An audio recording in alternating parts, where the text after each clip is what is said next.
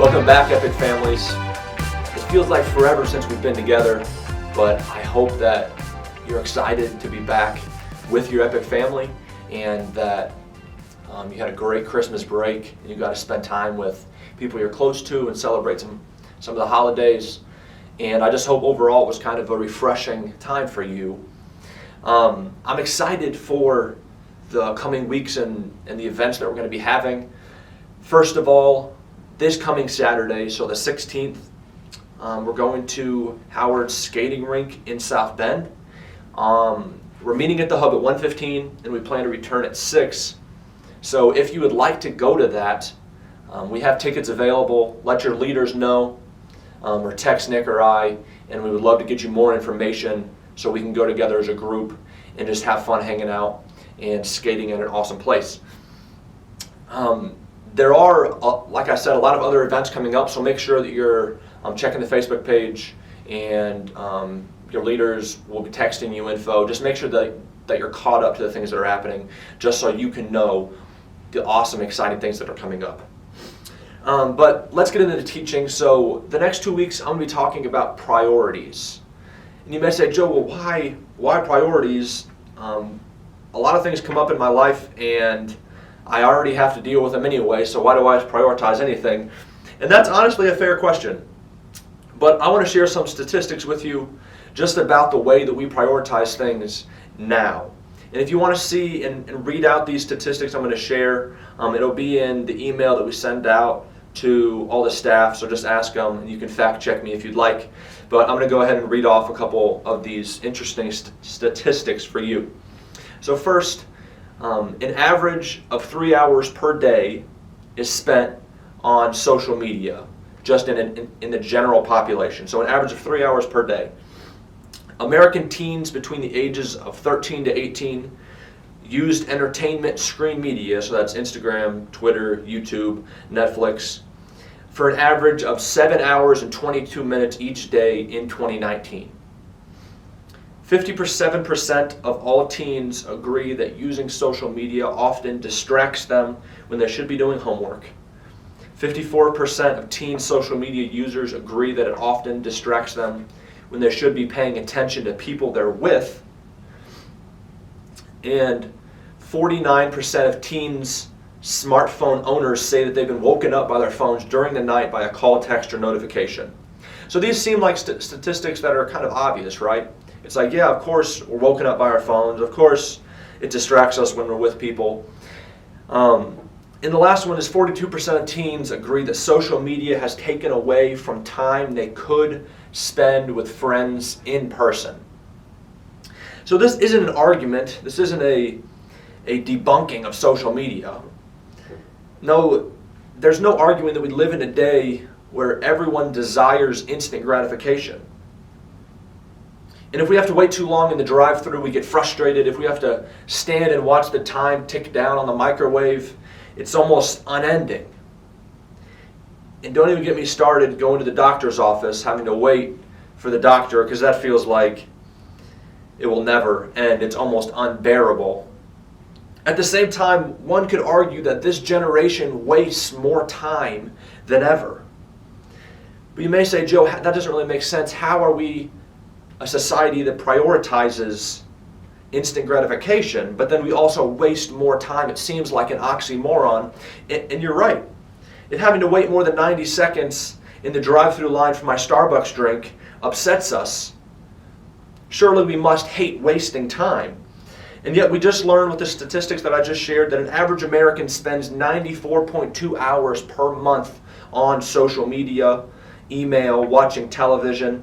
Think about that. That's almost 4 days a month wasted on things that probably have no significant importance. And shoot, with being forced to quarantine, it's probably double that. So we act like we hate wasting time, yet we gladly give our 4, 5, 6, 7 days a month to social media, to Netflix, and we don't even think twice about it. So I think it's safe to say that we all could benefit from learning to manage our time and priorities better. And you may not want to hear this, but right now in school, it's the best time to learn good time management skills. We just started a fresh new year. It's a great opportunity to learn something new. And if you learn time management and how to do it well right now, it will be easier to manage your time when you go off to college, when you get a big boy or big girl job. It'll help you manage your work-life balance better. And if you can do that, it will be easier to manage your time when you graduate college and get thrown into the real world, like I said. But that's not the point. As with any issue, the first thing that we should always do is look to the Bible and see if it has anything to say about it. And so first, I want you as a group to read Psalm 90, verse 12, and talk about what you think it means. So go ahead, pause the video, and talk about that verse. Psalm 90, verse 12 says, "Teach us to number our days that we may gain a heart of wisdom."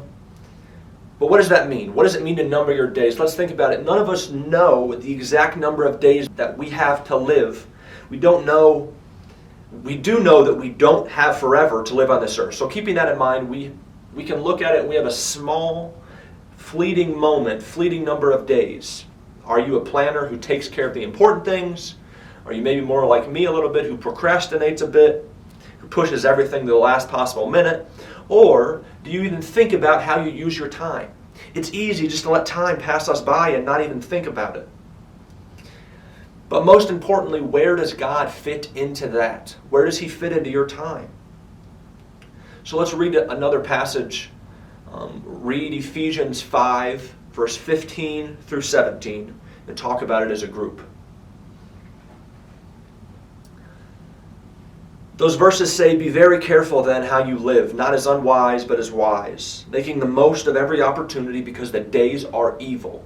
Therefore do not be foolish, but understand what the Lord's will is." Have you ever had a test that you didn't study for? You knew that the test was happening. You knew what you needed to study. You knew that you were going to have to study, and you just didn't. Maybe life got too busy, or your priorities weren't exactly right, and the test kind of snuck up on you, but you knew that it was coming. Either way, when this happens, I know that you've done this because I've done this. A common prayer that we say is, "God, give me wisdom for this test. Bring back what the teacher taught me so I can pass this test." But do you ever think that maybe God already gave you the wisdom for that test? You knew that the test was going to happen. You knew that you were going to have to study for it.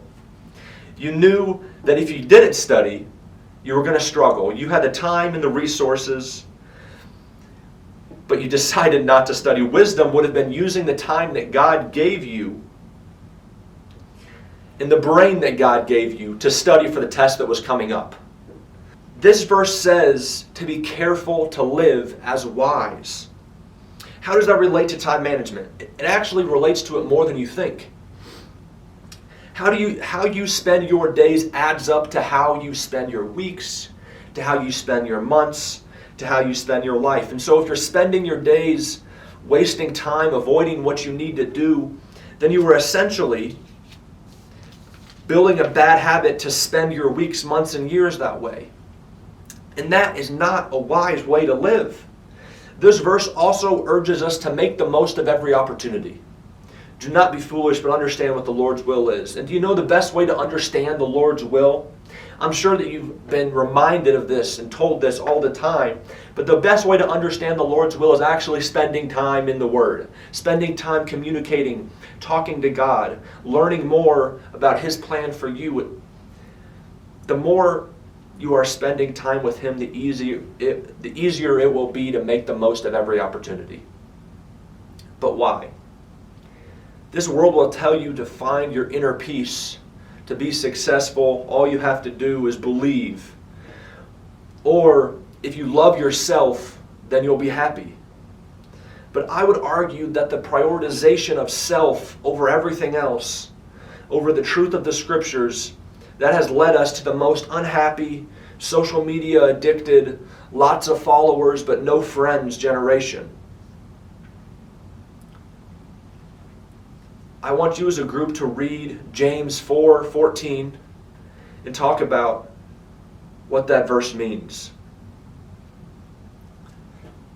It reads, "Why Why? You do not even know what will happen tomorrow. What is your life? You are a mist that appears for a little while and then vanishes. Honestly, this one stings a little bit. Your whole life, the one you're so concerned about, the one filled with good and bad and happy and sad, it's but a mist that appears for a time and then vanishes. In other words, your life is just a little blimp in the grand scheme of time. So why are we not trying to make the most of it? There's this idea that to enjoy life, you need to be a free spirit who just kind of flows with wherever life takes you, never planning anything because then it'll weigh you down. And sure, many people choose to live a life that way. But the bottom line is, if you want to make the most out of your life, and it's not super vague, it's clear, you need to learn how to manage your time better. Taking advantage of the fleeting existence that God designed for us. Here's a thought. Whether or not you decide to take charge of your time, it's going to pass you by no matter what. Whether you decide to watch Netflix for 5 hours or you choose to study and read your Bible for 5 hours, either way that 5 hours is going to pass. Monday through Friday, you're going to go to class, get homework, have tests, exams. You're going to study, write papers. The years of school are going to happen regardless if you manage your time or not. But if you want to make the most of it, if you want to live them to the fullest, managing your time in a wise way is essential. And so you may say, Joe, how do I do that then? One great way to manage your time is to first make God your number one priority. Oftentimes we talk about our life being so busy we just can't quite seem to fit God in. Maybe if we shifted our thinking and said, how can we fit our life into our time and our experiences and our relationship with God? No matter how busy you get, no matter how much you have to do, no matter what you're doing with your friends, spending time with God needs to be your number one priority. If that means you have to get up a little bit earlier, then get up earlier. If that means you have to sacrifice something extra, then sacrifice it. So be it. Then this is the one choice in your life you will never ever regret making, because this aligns everything else. Also, hold yourself accountable. After you know what your schedule should be, pray over it, ask God to help you achieve what you need to in that time. Ask Him to help you better manage your time, and then find someone who can hold you accountable to this. Whether that's your mom or your dad, or whether that's your small group leader. Either way, getting a weekly text or an encouragement does actually help us stay better aligned with our time. Another way to hold yourself accountable is to write these verses down. Write down the verses that we read through, the ones that talk about how we should spend our days, and put them somewhere that you can see them. After all, spending hours on Twitter isn't really enjoyable when you're looking at a verse that reminds you of how short your life actually is. I don't want you to hear me saying that prioritizing and your life is fleeting. I don't want you to hear me say it and think it's some morbid thing, because it's not. And prioritizing your time does kind of sound like an old concept, but I believe it's a really solid step in the right direction to living how God has called us to live. The saying, you only live once, is true. There are going to be things that you have to do. There are going to be things that you want to do. And there are going to be things that God calls you to do. And it can seem like a lot. It can pile up really, really fast. If we take a step back and look at 2020, a year that the world tells you was the worst of all time, it's easy to be discouraged. It's easy to feel like there's a lot weighing us down. If you think about it, it probably frustrates you, maybe makes you a little bit angry. And honestly, you're probably justified in a lot of those feelings. But 2 Timothy 1:7 says, "For God gave us a spirit not of fear, but of power and love and self-control." Now, I'm not going to go into all the context of this verse, but it's easy and often that this verse is quoted and used just to help us feel more comfortable in hard situations.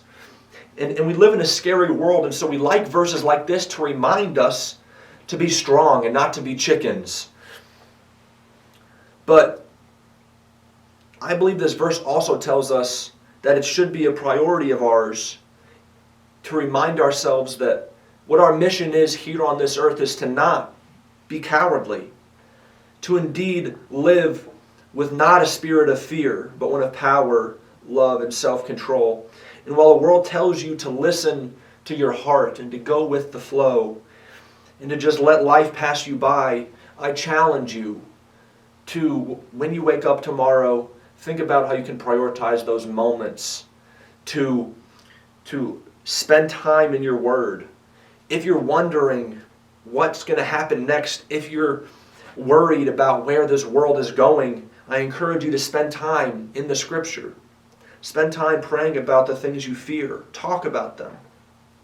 Greater is He that is in you than he that is in this world. That's true. If you're a believer, then you're at a similar crossroad that Timothy was in this verse. But I encourage you to fan the flame that God gifted you with. And even knowing that this may cause suffering, but I encourage you to prioritize the time that will strengthen your faith in this life. Because that is the most important thing that we have on this earth, is to be inspired by our faith and to share the truth and the love of the gospel with those around us. So Epic Families, I encourage you this week, just start tomorrow and start by prioritizing the small things. Because if you can do the small things well, I promise that the big things will fall into place. You have a great opportunity coming in a fresh year to start to take your faith seriously, to recommit yourself, to actually change this generation. Instead of being one that's addicted to social media, maybe they'll talk about you as one that started a new faith revolution. Guys, I'm so excited to see where 2021 takes our Epic Families, takes our church, and takes the continued spreading of the gospel. I hope that you guys have a great rest of your week. And leaders, you have some awesome questions to discuss with your group. Guys, until next week, I love you, I'm proud of you. Lord willing, we'll see you next week.